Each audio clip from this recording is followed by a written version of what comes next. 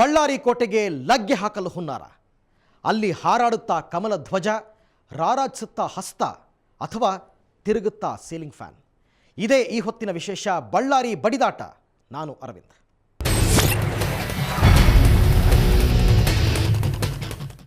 ಜಾತಿ ಬಹುತೇಕ ಎಲೆಕ್ಷನ್ಗಳಲ್ಲಿ ಅಭ್ಯರ್ಥಿಯೊಬ್ಬನ ಸೋಲಿಗೆ ಅಥವಾ ಗೆಲುವಿಗೆ ಪ್ರಮುಖ ಪಾತ್ರ ವಹಿಸುವ ಫ್ಯಾಕ್ಟರ್ ಇದು. ಜಾತಿ ಬೆಂಬಲ ಇರೋ ಕ್ಯಾಂಡಿಡೇಟ್ ಸ್ವಲ್ಪ ಪ್ರಯತ್ನ ಪಟ್ಟುಬಿಟ್ರೆ ಗೆದ್ದು ಬಿಡ್ತಾನೆ ಅನ್ನೋದು ಸಾಮಾನ್ಯ ಲೆಕ್ಕಾಚಾರ. ಈ ಲೆಕ್ಕಾಚಾರ ಈಗ ಬಳ್ಳಾರಿ ಗ್ರಾಮೀಣ ವಿಧಾನಸಭಾ ಕ್ಷೇತ್ರದ ಉಪಚುನಾವಣೆಯಲ್ಲೂ ನಡೀತಾ ಇದೆ. ಹೇಗೆ ನಡೀತಾ ಇದೆ ಈ ಲೆಕ್ಕಾಚಾರ ಅನ್ನೋದನ್ನು ತಿಳಿದುಕೊಳ್ಳೋದಕ್ಕೆ ಈ ವರದಿ ನೋಡಿ.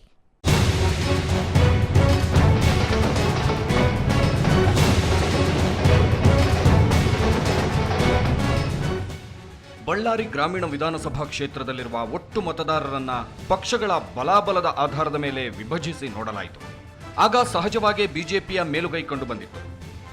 ಆದರೆ ಜಾತಿವಾರು ಮತಗಳ ಲೆಕ್ಕಾಚಾರ ಹಾಕಿ ನೋಡಿದ್ರೆ ಹೊರಬರುವ ಫಲಿತಾಂಶವೇ ಬೇರೆ.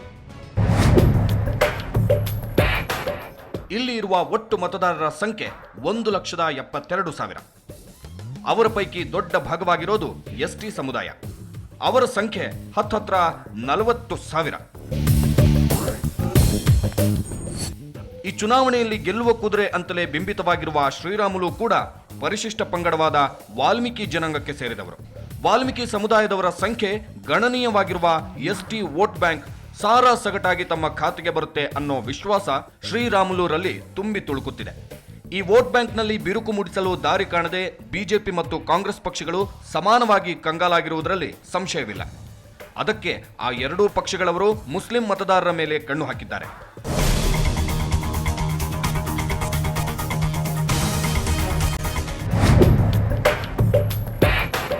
ಬಳ್ಳಾರಿ ಗ್ರಾಮೀಣ ವಿಧಾನಸಭಾ ಕ್ಷೇತ್ರದಲ್ಲಿರುವ ಮುಸ್ಲಿಂ ಮತದಾರರ ಸಂಖ್ಯೆ ಸುಮಾರು 30,000. ಅವು ತನ್ನ ಖಾತೆಯ ಮತಗಳು ಅನ್ನೋ ಹಳೆಯ ನಂಬಿಕೆಯಲ್ಲಿ ಕಾಂಗ್ರೆಸ್ ಇದ್ದರೆ, ಆ ವೋಟ್ ಬ್ಯಾಂಕ್ನಲ್ಲಿ ತೂತು ಕೊರೆದು ಅಲ್ಪ ಸ್ವಲ್ಪನಾದರೂ ತನ್ನ ಜೋಳಿಗೆಗೆ ಸೇರಿಸಿಕೊಳ್ಳಬಹುದಾ ಅನ್ನೋ ಪ್ರಯತ್ನ ಬಿಜೆಪಿಯದ್ದು. ಅಲ್ಪಸಂಖ್ಯಾತ ಇಲಾಖೆಯಿಂದ ಹೇಳುವುದಾದರೆ ನಮ್ಮ ಒಂದು ನಿರ್ದಿಷ್ಟ ಗುರಿ ಇದೆ. ಈ ಅಲ್ಪಸಂಖ್ಯಾತರನ್ನು ಅಂದರೆ ಅದರಲ್ಲೂ ಮುಸಲ್ಮಾನರನ್ನು ನಾವು ಮುಂದೆ ತಗೊಂಡು ಹೋಗಬೇಕು. ಶೈಕ್ಷಣಿಕ, ಸಾಮಾಜಿಕ, ಆರ್ಥಿಕ ಕ್ಷೇತ್ರಗಳಲ್ಲಿ ಅವರಲ್ಲಿ ಏನಾದರೂ ನಾವು ಬದಲಾವಣೆ ಕಾಣಬೇಕು ಅಂತಂದು ಇದೀಗ 3 ವರ್ಷದಿಂದ ಮಾಡ್ತಾ ಇದ್ದೇವೆ. ಈಗ ನಾವು ಏನು 3 ವರ್ಷದಿಂದ ಮಾಡ್ತಾ ಇದ್ದೇವೆ ಅದನ್ನು ಜನರಿಗೆ ತಿಳಿಸಬೇಕಾಗಿದೆ ಮತ್ತು ಏನು ಮುಂದೆ ಮಾಡಬಹುದು ಅಂತ ಈ ನೀತಿ ಸಂಹಿತೆ ಗುರಿ ಇಟ್ಕೊಂಡು ಕೂಡ ಮಾತಾಡಬೇಕು ನಾವು ಹೆಚ್ಚಾಗಿ. ಹೀಗೆ ಮುಸ್ಲಿಂ ಮತಗಳನ್ನು ಉಳಿಸಿಕೊಳ್ಳಲು ಕಾಂಗ್ರೆಸ್ನವರು, ಗಳಿಸಿಕೊಳ್ಳಲು ಬಿಜೆಪಿಯವರು ತಿಪ್ಪರ್ಲಾಗ ಹಾಕ್ತಿದ್ರೆ, ಸದ್ದಿಲ್ಲದೆ ಆ ವೋಟ್ ಬ್ಯಾಂಕ್ಗೆ ಕನ್ನ ಹಾಕಲು ರಾಮುಲು ಪಡೆ ರಣತಂತ್ರ ರೂಪಿಸಿದೆ. ಇವರಿಗೆ ಪರೋಕ್ಷ ಬೆಂಬಲ ಸೂಚಿಸಿದ ಜೆಡಿಎಸ್ ರಾಜ್ಯಾಧ್ಯಕ್ಷ ಎಚ್.ಡಿ. ಕುಮಾರಸ್ವಾಮಿ ಅವರು ತಮ್ಮ ಪಾಳೆಯದ ಪ್ರಮುಖ ನಾಯಕ ಜಮೀರ್ ಅಹಮದ್ ಖಾನ್ರನ್ನ ಇಲ್ಲಿ 3-4 ದಿನ ಠಿಕಾಣಿ ಹೂಡಿಸಿದ್ದರು. ಅವರು ನಡೆಸಿದ ಪ್ರಯತ್ನಗಳು ಫಲ ಕೊಟ್ರೆ ಅದು ರಾಮುಲು ಪಾಲಿಗೆ ಬೋನಸ್. ಅದೂ ಅಲ್ಲದೆ ಅವರು ಮುಸ್ಲಿಂ ಮತದಾರರ ಸಂಖ್ಯೆ ಹೆಚ್ಚಾಗಿರುವ ಕೌಲ್ ಬಜಾರ್ ಪ್ರದೇಶದ ಮೇಲೆ ವಿಶೇಷ ನಿಗಾ ವಹಿಸಿದ್ದಾರೆ. ಇಲ್ಲಿನ ಪ್ರಚಾರದ ಜವಾಬ್ದಾರಿ ಕಂಪ್ಲಿ ಶಾಸಕ ಸುರೇಶ್ ಬಾಬುರದ್ದು.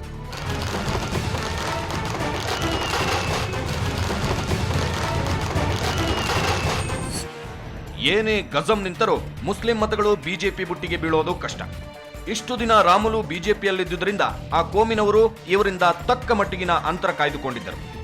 ಈಗ ಬಿಜೆಪಿಗೆ ಡೈವೋರ್ಸ್ ಕೊಟ್ಟಿರುವ ರಾಮುಲು ಮುಸ್ಲಿಂ ಮತದಾರರ ಪ್ರೀತಿ ಗಳಿಸಿಕೊಳ್ತಾರೆ ಅಂತ ಅವರ ಪಾಳೆಯದ ಕೆಲವರು ಲೆಕ್ಕಾಚಾರ ಹಾಕ್ತಿದ್ದಾರೆ. ಅದು ಎಷ್ಟರ ಮಟ್ಟಿಗೆ ನಿಜ ಆಗುತ್ತೋ ಗೊತ್ತಿಲ್ಲ.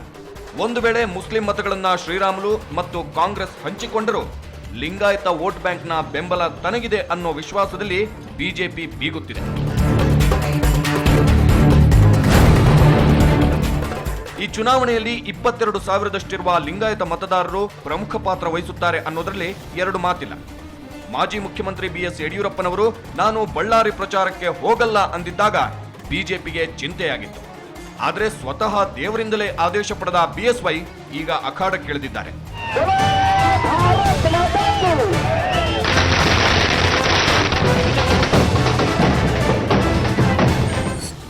ಬಿಜೆಪಿ ಪಾಳೆಯ ಲಿಂಗಾಯತ ಮತಗಳನ್ನೆಲ್ಲ ತನ್ನ ಲೆಕ್ಕಕ್ಕೆ ಸೇರಿಸಿಕೊಂಡು ಇನ್ನೆಷ್ಟು ಓಟು ಬೇಕು ಅನ್ನೋದರ ಲೆಕ್ಕಾಚಾರ ಹಾಕ್ತಿದೆ.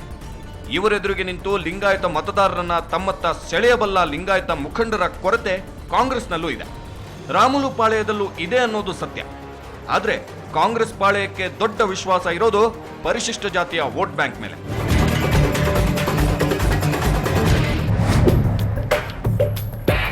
ಈ ಕ್ಷೇತ್ರದಲ್ಲಿರೋ ಎಸ್ಸಿ ಮತದಾರರ ಒಟ್ಟು ಸಂಖ್ಯೆ 21,000 ಆಸುಪಾಸಿನಲ್ಲಿದೆ.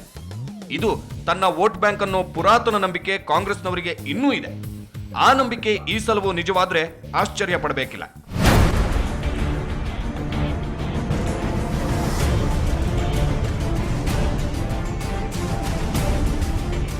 $21,000 ಪರಿಶಿಷ್ಟ ಜಾತಿಯ ಮತಗಳ ಪೈಕಿ ಬಿಜೆಪಿಯ ಪಾಲಿಗೆ ಏನಾದರೂ ಬಂದ್ರೆ ಅದೇ ಅವರಿಗೆ ಪಂಚಾಮೃತ. ಈ ವಿಷಯದಲ್ಲಿ ರಾಮುಲು ರಣತಂತ್ರ ಏನು ಅನ್ನೋದು ರಹಸ್ಯವಾಗಿದೆ. ನಿಜಕ್ಕೂ ಮಜಾ ಇರೋದು ಕುರುಬ ಸಮುದಾಯದ ಓಟುಗಳು ಹೇಗೆ ಹಂಚಿಕೆ ಆಗ್ತವೆ ಅನ್ನೋದ್ರಲ್ಲಿ. ಒಟ್ಟು 17,000 ಕುರುಬ ಮತಗಳು ಇಲ್ಲಿವೆ. ಅದರಲ್ಲಿ ರಾಮುಲು ಪಡೆ ಹೆಚ್ಚು ಕಡಿಮೆ ಆಸೆ ಕಳ್ಕೊಂಡಿದೆ. 17,000ದಲ್ಲಿ ಬಿಜೆಪಿ ಎಷ್ಟು ಪಡ್ಕೊಳ್ಳುತ್ತೆ, ಕಾಂಗ್ರೆಸ್ ಪಾಲಿಗೆ ಎಷ್ಟು ಹೋಗುತ್ತೆ ಅನ್ನೋದೇ ಕುತೂಹಲ. ಕಾಂಗ್ರೆಸ್ ಪರವಾಗಿ ಧಾಡಸಿ ನಾಯಕ ಸಿದ್ದರಾಮಯ್ಯ ಓಟು ಕೇಳುತ್ತಿದ್ದಾರೆ. ಬಿಜೆಪಿ ಪರವಾಗಿ ಸ್ವತಃ ಈಶ್ವರಪ್ಪ ಇದ್ದಾರೆ. ಇವರಿಬ್ಬರ ಪೈಕಿ ಚರಿಷ್ಮಾ ಇರೋದು ಸಿದ್ದರಾಮಯ್ಯನವರಿಗೆ ಅನ್ನೋದು ಹೌದಾದ್ರೂ ಈಶ್ವರಪ್ಪನವರ ಪಟ್ಟುಗಳು ಸುಲಭಕ್ಕೆ ಅರ್ಥ ಆಗುವಂಥವಲ್ಲ. ಇನ್ನು ಈ ಎಲ್ಲಾ ಪ್ರಮುಖ ಜಾತಿಗಳನ್ನ ಹೊರತುಪಡಿಸಿದ್ರೆ ಉಳಿದವರ ಸಂಖ್ಯೆ ಕೂಡ ಗಣನೀಯವಾಗಿದೆ. ಕಮ್ಮ, ಬಲಿಜ, ಲಂಬಾಣಿ ಮತ್ತು ನೇಕಾರರ ಸಂಖ್ಯೆ ತಲಾ 4,000ದಷ್ಟಿದೆ. ಇವರನ್ನ ಹೊರತುಪಡಿಸಿ 10,000 ಮತಗಳು ಇತರೆ ಜಾತಿಯವರವು. ಈ ಮತಗಳು ಸಾರಾಸಗಟಾಗಿ ಒಬ್ಬ ಅಭ್ಯರ್ಥಿಗೆ ಒಂದು ಪಕ್ಷಕ್ಕೆ ಬೀಳ್ತವೆ ಅಂತ ಹೇಳೋದು ಕಷ್ಟ. ಆದ್ರೂ ಒಂದೊಂದು ಮತ ಕೂಡ ಅಮೂಲ್ಯ ಅನ್ನೋದನ್ನ ಅರ್ಥ ಮಾಡಿಕೊಂಡಿರೋ ಅಭ್ಯರ್ಥಿಗಳು ಇವರನ್ನ ಒಲಿಸಿಕೊಳ್ಳಲು ಆಯಾ ಮಠಮಾನ್ಯಗಳ ಮೊರೆ ಹೋಗಿವೆ. ಒಟ್ಟಾರೆಯಾಗಿ ಈ ಜಾತಿ ಲೆಕ್ಕಾಚಾರದ ಪ್ರಕಾರ ಹೇಳುವುದಾದ್ರೆ ನೇರ ಸ್ಪರ್ಧೆ ಶ್ರೀರಾಮುಲು ಮತ್ತು ಬಿಜೆಪಿ ಮಧ್ಯೆ ಇದೆ. ಆದರೆ ಎಲ್ಲಾ ಲೆಕ್ಕಾಚಾರಗಳನ್ನ ತಲೆ ಕೆಳಗು ಮಾಡುವ ಕಲಾವಂತಿಕೆ ಮತದಾರನಲ್ಲಿದೆ.